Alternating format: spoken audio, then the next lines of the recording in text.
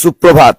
সকাল সকাল বেরিয়ে পড়লাম এই সুন্দরবন উপকূলবর্তী এলাকায় কাকদ্বীপ। আর কাকদ্বীপ বাজারটা সকাল থেকে কিন্তু বেশ জমে ওঠে, অর্থাৎ ভোর থেকে অনেক রাত থেকে এই সমস্ত যে চাষিরা বসে রয়েছে, একটু দেখান, এই সেই চাষিরা বসে রয়েছে।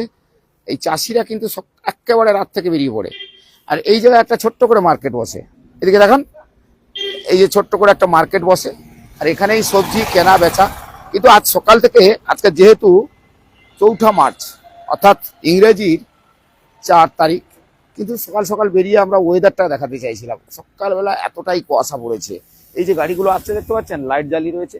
এই যে যারা আসবে তারা কিন্তু দূর দূরান্তে তারা কিছুই দেখতে পায় না, কারণ এই যে ভোরের বেলা তারা বেরিয়ে পড়ে। দুর্ঘটনা হয়তো বিভিন্ন জায়গায় ঘটে যায়, কিন্তু এই সময় অনেকটাই সাবধান সতর্কতা থাকতে হয়। এই কারণে, কারণ এই রাস্তাতে যখন যাতায়াত করতে হয়, এটা জাতীয় সড়ক আর এটা কাকদ্বীপের এলাকা। তো আপনি বুঝতেই পারছেন যে এই কাকদ্বীপ এলাকা থেকে আপনি যখন দেখছেন, বা আপনি কোথা থেকে দেখছেন নিশ্চয়ই আপনারা কমেন্ট করে অবশ্যই জানাবেন।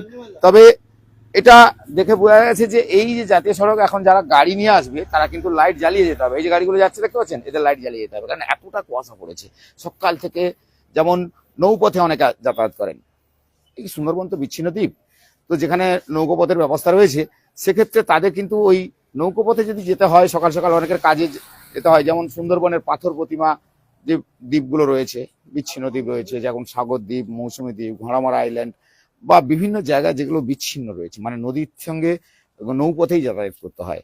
সেক্ষেত্রে তাদের কি হয়, এই কুয়াশা যখন অতিরিক্ত পড়ে, তারা কিন্তু দিক নির্ণয় করতে পারে না। অনেক সময় তারা বন্ধ রাখে, আবার সময় হলে বেলা উঠলেই তারা কিন্তু আবার যথারীতি গন্তব্যস্থলে পৌঁছে যায়।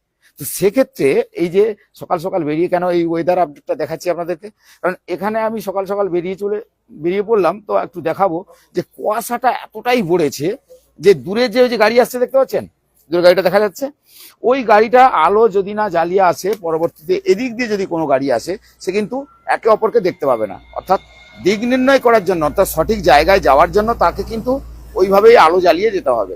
তবে যাই হোক, এতক্ষণ হলো এই রাস্তা, এই কুয়াশা, কিন্তু এই যে সুন্দরবনের প্রান্তিক চাষিরা, তারা প্রতিদিন উঠে পড়ে, সকাল থেকে উঠে পড়ে, তাদের রুজি রোজগার কেবলমাত্র এই সবজি নিয়ে ঠিক মাঠে চলে আসেন, এই বাজারে চলে আসেন, মাঠ থেকে সবজি নিয়ে ঠিক সময় মতন বাজারে চলে আসে। আর সেই চাষিরা কিন্তু বসে রয়েছে, তার সাথে একটু কথা বলা। আপনার এই যে ভোর ভোর বেরিয়ে পড়েন, রুজি রোজগার কি এই শুধু চাষবাস? চাষবাস, মানে কৃষিকাজ? কৃষিকাজ। কটা থেকে বেরোন? রাত 2টো থেকে। 2টো থেকে চলে আসেন। তো আপনাকে আসতে হয় কোন জায়গায়? আমার উকিলে বাজার থেকে আসতে হয়। উকিলে বাজার থেকে আসতে হয়।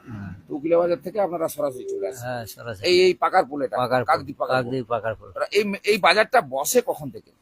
2:30 থেকে। 2:30 থেকে? 2:30 থেকে বাজার বসে। তো মানে রাতটা তো আপনার এখানেই কেটে যায়? হ্যাঁ, সারা রাত এই মাঠেই কেটে যায়। সবজির দাম পান? এখন সবজির দাম কেমন? এখন একটু কমে গেছে বাজার, একটু কমে গেছে। একটু কমে গেছে। এখন তো গ্রামে গ্রামে বিভিন্ন জায়গায়, বিশেষ করে সুন্দরবনের বিভিন্ন জায়গায় গ্রামীণ পুজোগুলো হচ্ছে, সেখানে বেশ তাদের যে উৎসবের সঙ্গে খাওয়া দাওয়া হয়, সেখানে তো সবজি লাগে। হ্যাঁ, সবজি লাগে। এখানে আমদানিটা বেশি হয়ে গেছে। আমদানিটা বেশি হচ্ছে, হ্যাঁ, উৎপাদনটা বেশি। উৎপাদনটা এবছর বেশি। ওয়েদারটা খুব ভালো যাচ্ছে? খুব ভালো নয়, কুয়াশার জন্য অনেক গাছের সমস্যা হচ্ছে। এখন কি ওই গাছের শুকনো হয়ে যাচ্ছে ফুলগুলো? হ্যাঁ, ফুল শুকিয়ে যাচ্ছে, পাতায় দাগ আসতেছে। পাতায় দাগ আসতেছে। একটু যারা চাষবাস, মানে যারা কৃষি বিজ্ঞানী রয়েছে বা কৃষি গবেষক রয়েছে, তাদের সঙ্গে একটু আলোচনা করেন আপনারা? পরামর্শ করেছি, কিন্তু ওয়েদারের উপরে নির্ভর করে গাছের। ওয়েদার উপর নির্ভর। হ্যাঁ। কি নাম আপনার? রামকৃষ্ণ ভূঁইয়া, উকিলে বাজারে বাড়ি। উকিল বাজার বাড়ি। তো রামকৃষ্ণ বাবু কিন্তু একটা যুক্তি দিয়ে বলেছে যে এই সময় কুয়াশা যদি অতিরিক্ত পড়ে, তাহলে কিন্তু সেক্ষেত্রে তাদের সমস্যা হয় কি, ওই যে পাতাতে দাগ চুঁয়ে যায়, এই সমস্যাগুলো কিন্তু আসে। তো আরো চাষি রয়েছে। আপনার বাড়ি কোথায়? আমার বাড়ি উকিলে বাজার। উকিলে বাজার। সব এক জায়গা থেকে এসছে? সব এক জায়গা থেকে এসেছে। তো ওই চাষবাস আপনি করেন? হ্যাঁ, আমি চাষ করি। কি চাষ করেন এবছর? কি চাষ করেছে? এবছর উচ্ছে, ঝিঙে উচ্ছের দাম তো যত এবছর অনেক দাম রয়েছে। মোটামুটি আছে, কিন্তু গাছের অবস্থা খুব একটা ভালো নেই। আর উচ্চ চাষে আপনারাও কিন্তু এবছর হ্যাঁ হ্যাঁ হ্যাঁ, খুব একটা সুবিধা হয় খুব একটা সুবিধা হয়নি। ফলন হলে তবে তো দাম থাকলে কি হবে, ফলন না হলে কি হবে? সার ওষুধের দাম কেমন রয়েছে? সার ওষুধ আগাম ছাড়া দাম, প্রচুর দাম, প্রচুর দাম।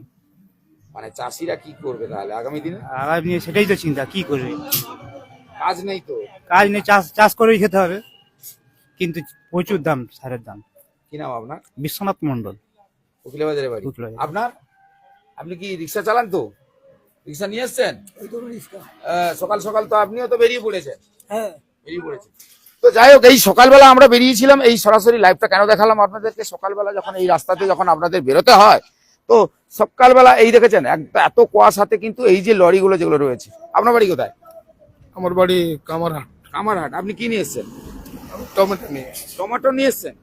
টমেটো বিক্রি হয়েছে? হয়েছে। তো কত রাত থেকে আপনারা চলে আসেন? আমরা ওই দুটোর পরে থেকে দুটোর পর থেকে। এই পাকারপোলের এই জায়গার মার্কেটটা খুব জোর হয়। হ্যাঁ, খুবই জোর হয়, পরস্পর চাষিরা আসে, খবর পেয়ে আমরা এসেছি। তাই তো আজকে টমেটোর দাম পেয়েছে?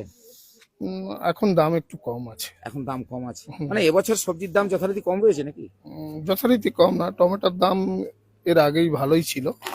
এবছর আপনার দীর্ঘ কয়েক বছরের তুলনায় টমেটোর দামটা ভালোই আছে। এখন একটু মানে আমটা এসে যাওয়ার ফলে দামটা একটু কমেছে। কি নাম আপনার? শিবশঙ্কর নস্কর। তো শিবশঙ্কর বাবুর সঙ্গে কথা হলো যে মোটামুটি বোঝা গেল যে আচ্ছা আরেকটা জিনিস দেখাই, এই চায়ের দোকান দেখান তো, এই রাত কটা থেকে খোলেন আপনি? রাত কটা থেকে খোলেন? রাত্রি 2:30টা থেকে। রাত 2:30টা থেকে আপনি হ্যাঁ। খোলেন? এই সমস্ত চাষিরা যারা আসে তাদের এদের পরিষেবা দিতে হয় রাত 2:30টা থেকে খুলে রাত্রি রাখেন। 2:30টা থেকে। তো আপনার অসুবিধা হয় না? কিছুই অসুবিধা নেই। রাত 2:30টা থেকে আপনি বসে থাকেন, তখন এই চাষিরা আসবে, তারপরে বেচা কেনা, তারপরে সংসার, হ্যাঁ, সব মিলিয়েই আপনাকে চলতে হয়। চলতে হয়। আর তারপরে দিনের বেলা কি বন্ধ রাখেন? না, বেলা 1টা পর্যন্ত মানে এইভাবেই চলে। এইভাবেই চলে। মানে জীবনের কত বড় কঠিন লড়াইটাকে আপনাকে এখান থেকে করতে হবে। হ্যাঁ হ্যাঁ হ্যাঁ। কি নাম আপনার? বিমল হালদার।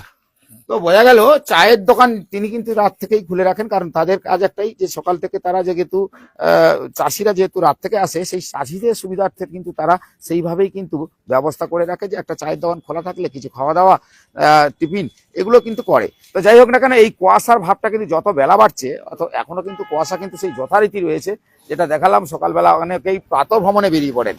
তো প্রাতঃ ভ্রমণে যারা বেরিয়ে পড়েন তারা কিন্তু সকাল সকাল বেরিয়ে পড়েন।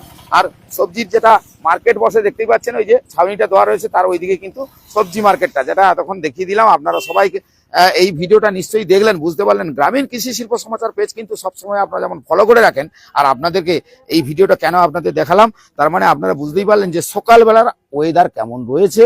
তার পাশাপাশি যে সমস্ত প্রান্তিক কৃষকরা যারা আছেন তারাও কিন্তু আমাদের ক্যামেরার মুখোমুখি সবজি এবছর তারা কেমন বেচাকেনা করছে এবং তাদের সবজি কেমন আসছে এবং তাদের কি সমস্যা হচ্ছে সেগুলোও কিন্তু তারা তুলে ধরলো। সবাই ভালো থাকবেন, আর পরবর্তী ভিডিওতে নজর রাখবেন।